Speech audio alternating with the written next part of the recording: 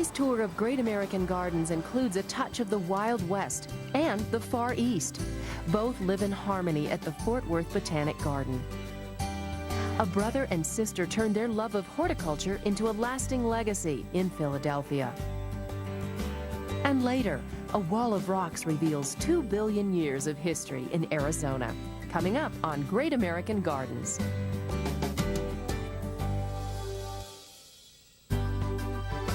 Hello, I'm Tricia Springer. Welcome to Great American Gardens. We can all picture in our minds cowboys huddling around a campfire or the Texas Rangers roaming the prairie.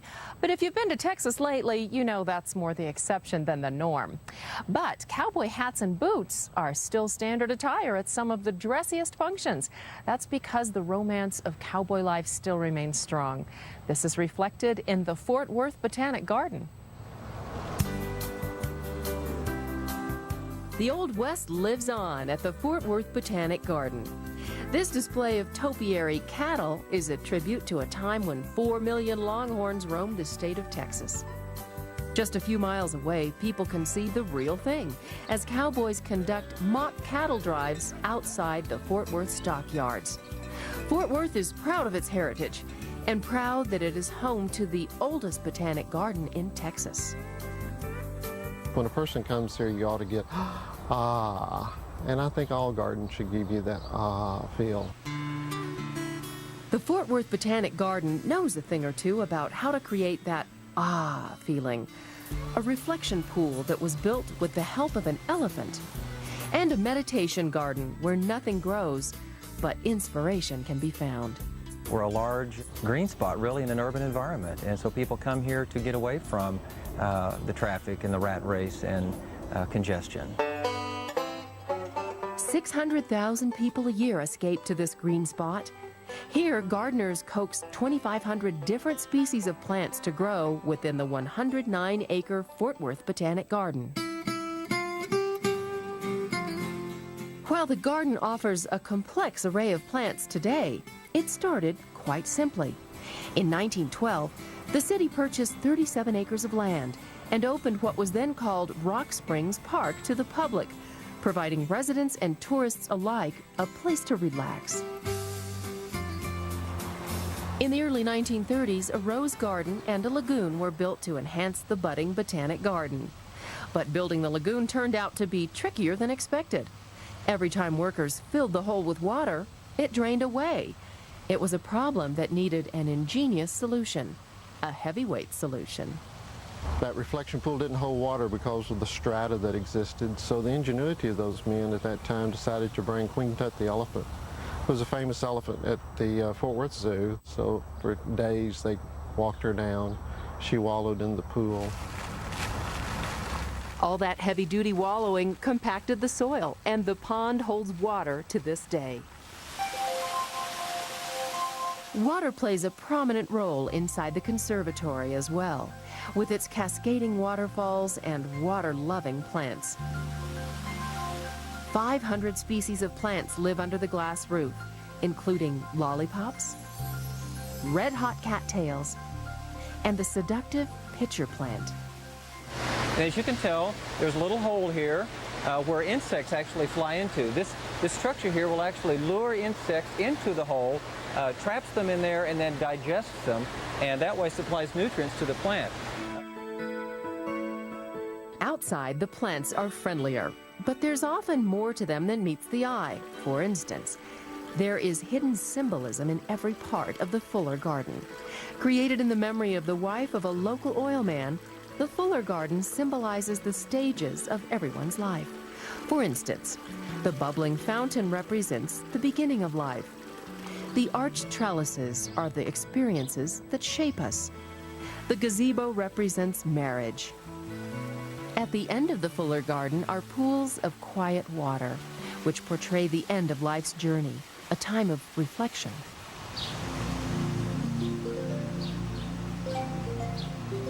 The nearby Japanese garden encourages contemplation as well. Designed by Kingsley Wu, a Chinese-American trained in Japan, it features a traditional moon bridge, koi, and Japanese maple. But while many Japanese gardens feature pine trees, they don't grow well in the Texas heat. Instead, they've planted the blue Atlas cedar from Morocco, a tree that looks like it's covered with snow. The Suzuki Garden also brings a new twist to venerated tradition. A Japanese landscape architect used a variety of contrasting stone textures in this contemporary Zen garden. The natural boulders represent both tranquility and energy, or the yin and yang of Eastern philosophy. And the collection of stones in the center represents an island where no one ever grows old. So whether visitors seek solace or wish to contemplate life's journey, the Fort Worth Botanic Garden offers places to ponder. It's also a place to have fun. From the surprising plants in the conservatory to the winding pathways of the Fuller Garden, the Fort Worth Botanic Garden reflects life's many moods.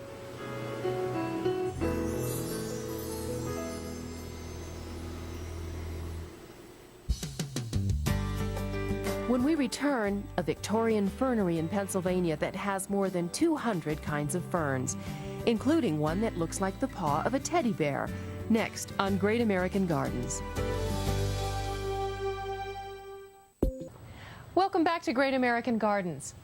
Once upon a time in Philadelphia, the city of brotherly love, a brother and sister created a wonderland of flowers and trees from around the world. The Morris Arboretum began as the summer home of John and Lydia Morris, siblings who shared a love of horticulture. More than 100 years ago, they envisioned a public garden where students and researchers could study the relationships between people and plants.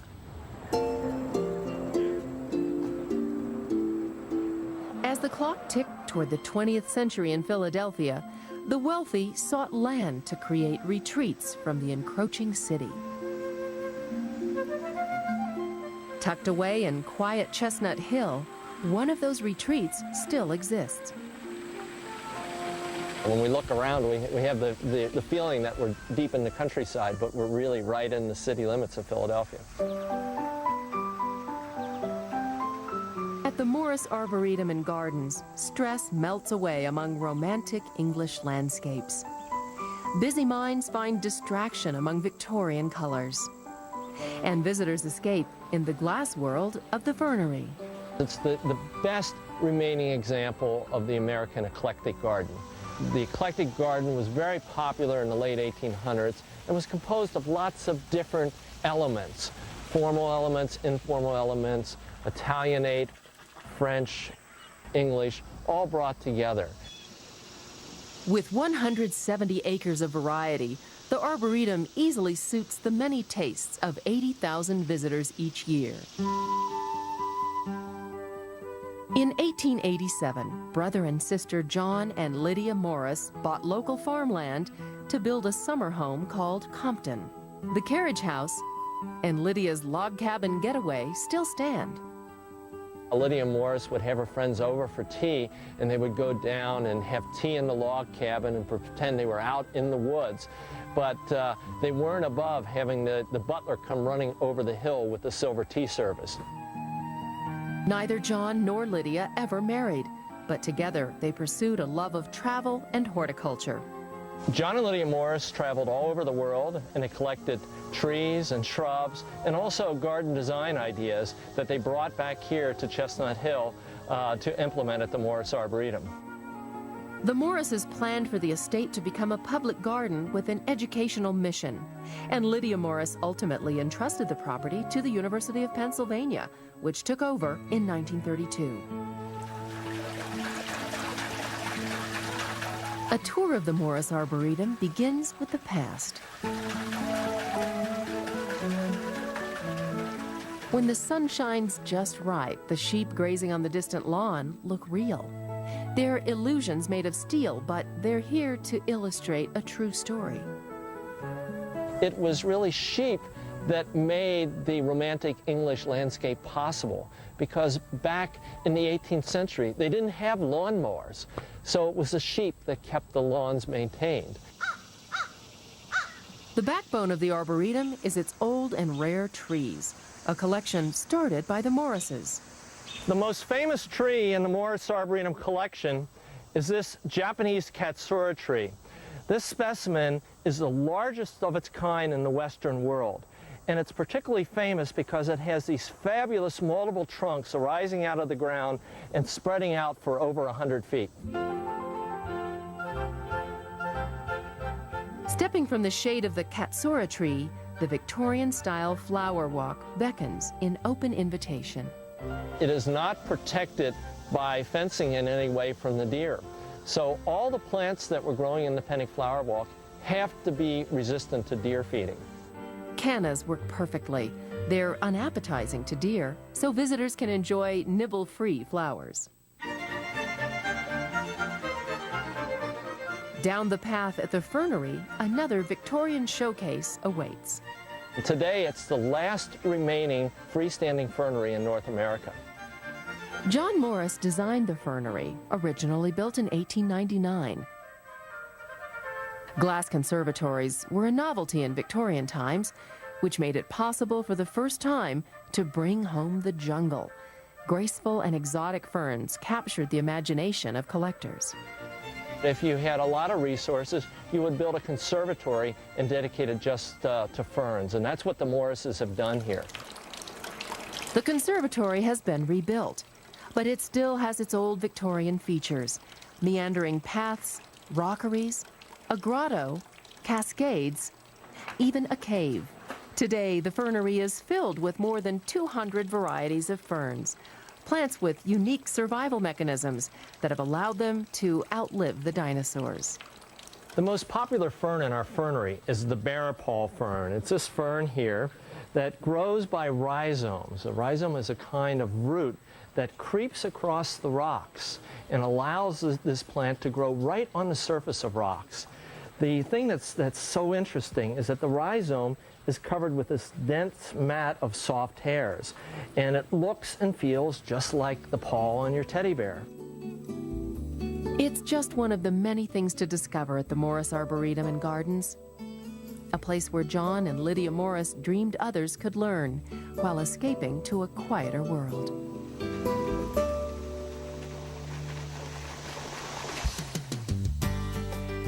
When Great American Gardens continues, the descendants of an ancient ocean live on in this Arizona garden. More in a moment. There's an old adage that begins, "If walls could talk." Well, in Tucson, Arizona's Tohono Chul Park, the walls do have a story to tell. In addition to its exceptional flora and fauna, Tohono Chul uses a 55-foot wall to tell 2 billion years of history.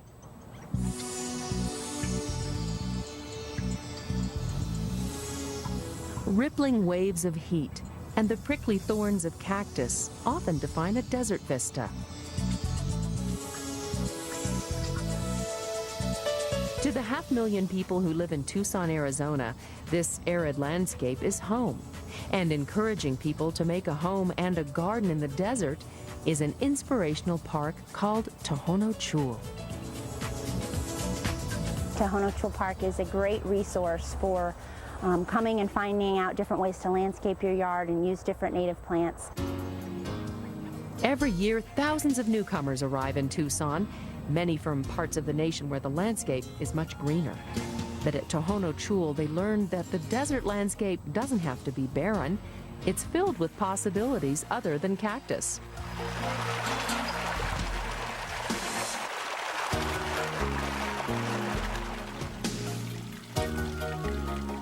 Here they find a cool garden that's a haven for a rare fish. Bushes of bright color that attract hummingbirds. And a hardy shrub that exudes the aroma and romance of the desert. Rock-lined pathways crisscross 47 acres of this desert park, located at the edge of a growing city. It was the city of Tucson's expansion that inspired the creation of Tohono Chul in 1985. Fearing the possibility that the rugged wilderness might soon be swallowed up by the city, bookshop owners Richard and Jean Wilson decided to preserve their own corner of the desert. They turned the stretch of land between their home and their shop into a public garden. The name Tohono Chul means desert corner in the Native American Tohono O'odham language. People say they get a certain feeling when they come to the park. What I think it is this place used to be private residences, and people get a sense of home when they come here. That sense of home can be found in the demonstration garden. Mexican tile and textured brick are attractive suggestions for patio floors. Plants that do well in the desert, like cactus and Mexican sunflowers, bring texture and a surprise of color. And there's even water. Modest but imaginative features that show visitors that desert gardens don't have to be dry. Here at Tohono Chul Park, we have some endangered fish called the desert pupfish, which live in our grotto area of the demonstration garden. They are native to the streams in this area, and basically the reason that they have been endangered is because so many of their streams have been either contaminated or they have been destroyed due to cattle coming through the area. These endangered fish are the descendants of an ancient species that lived here millions of years ago when this region was covered by water.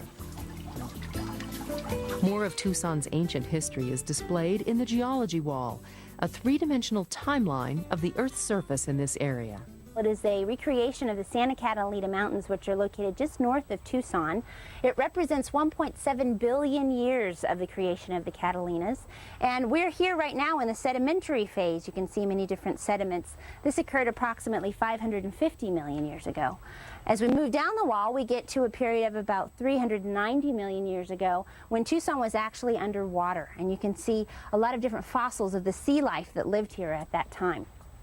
As we move further down the wall, we get to the foundations of what the city of Tucson are now laid on. You can see it's a very rocky area. This white rock that we call caliche can be many miles wide and hundreds of feet deep.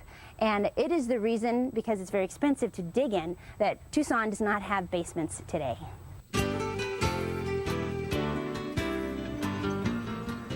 For those who like to study a softer side of nature, there's the hummingbird garden. Everything here is planted to invite the small birds into the garden. Colorful desert flowers stand out against a background of silvery green. It's these vibrant dots of color that attract the fast-flying hummingbird. This plant is called Salvia gregii. One reason that it's attractive to them is because of the red flowers. They're very drawn to red. Additionally, the shape of the flower makes it very easy for their long beaks and tongues to get in there and get the nectar. Nectar from flowers gives them the high-energy fuel they need to fly at high speeds. Some hummingbirds can fly over 25 miles an hour. There are few flowers along Tohono Chul's South Trail. This trail highlights desert plants like prickly pear, cholla, and the ever-present creosote bush.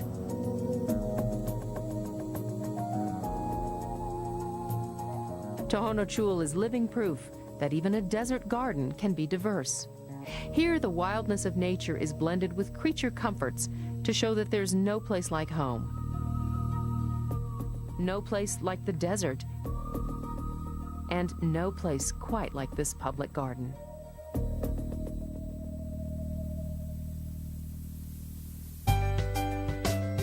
Next on Great American Gardens, special armor protects this tree from lightning strikes. A 200-year-old tree withstands nature's fury when we come back. Saw earlier at the Morris Arboretum, large old trees lend a feeling of timelessness to a garden, yet lightning can destroy large trees. So gardeners often protect these trees with special equipment. This Bender oak was already a mature tree when brother and sister John and Lydia Morris moved here in 1887. The oak is about 200 years old, making it one of the oldest and largest trees at the Arboretum. Unfortunately, the tree's size puts it at risk for attracting lightning. Because it's so big, and also because it's on a ridgetop, we have protected this tree with a lightning protection system. Here you can see the cable, which goes right down into the ground, but it also goes all the way up into the canopy where the actual lightning rods are located. There's about 5 or 6 lightning rods in the crown of this tree. In the event of an electrical storm, the rods attract nearby lightning away from the tree, sending the jolt down the cables and into the ground. The electricity safely dissipates into the earth, leaving the tree unharmed. Since the oak's lightning protection system was installed more than 10 years ago, several nearby trees have been struck by lightning, but the Bender oak has been spared. It appears that the lightning rods are doing their job. Thanks for joining us on our tour of Great American Gardens. And remember, public gardens are your gardens.